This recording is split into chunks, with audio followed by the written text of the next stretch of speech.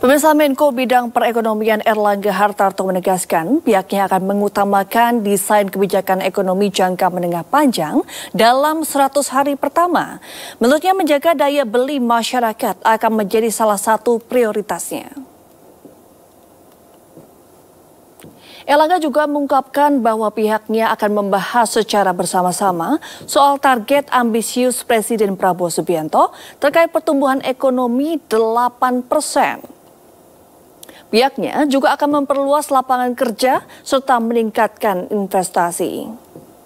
Pemerintah juga sudah mempersiapkan proyek food estate yang diproyeksikan akan terrealisasi dalam 3 hingga 4 tahun mendatang. Hal tersebut diharapkan dapat mencapai swasembada pangan yang ditargetkan Presiden Prabowo Subianto dalam 4 tahun ke depan. Indeks terkait dengan kemiskinan Gini rasio terperbaiki, dan kemudian program-program yang terkait dengan lapangan pekerjaan, artinya investasi harus digenjot kembali sehingga padat karya bisa didorong. Sebagai posibilitas swasembada pangan? Swasembada pangan disiapkan, salah satunya kan kita sudah sedang mempersiapkan food estate.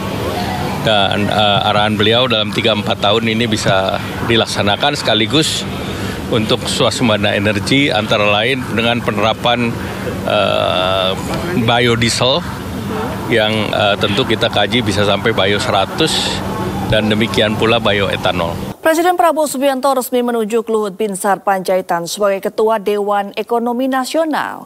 Luhut menegaskan digitalisasi menjadi fokus utama dalam upaya peningkatan tata kelola ekonomi.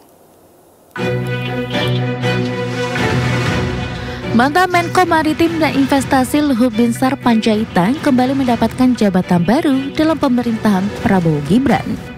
Sosok Luhut Binsar Panjaitan tiba-tiba hadir saat pelantikan Kabinet Merah Putih di Istana Negara Jakarta. Luhut ikut dilantik sebagai Ketua Dewan Ekonomi Nasional.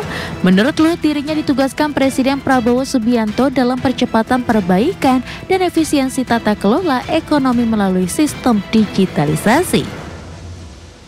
Luhut Binsar Panjaitan mengemukakan perannya dalam memimpin Dewan Ekonomi Nasional adalah membantu peran pemerintah mendigitalisasi sistem perekonomian nasional agar menjadi lebih efisien.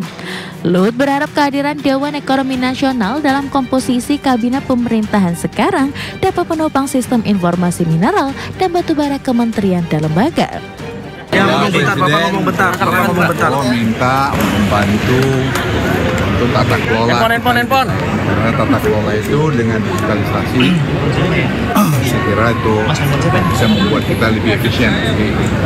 Source of revenue kita seperti e-katalog, sembara, untuk batubara, sembara nikel, sembara sawit, dan juga gabung teknologi itu menjadi target Presiden. Luhut menambahkan digitalisasi sistem perekonomian nasional merupakan bagian dari quick win Prabowo Subianto Gibran Raka Buming Raka sebagai Presiden dan Wakil Presiden RI. Dewan Ekonomi Nasional menargetkan realisasi penyempurnaan sistem digitalisasi ekonomi dalam durasi kerja 1 hingga 2 tahun ke depan.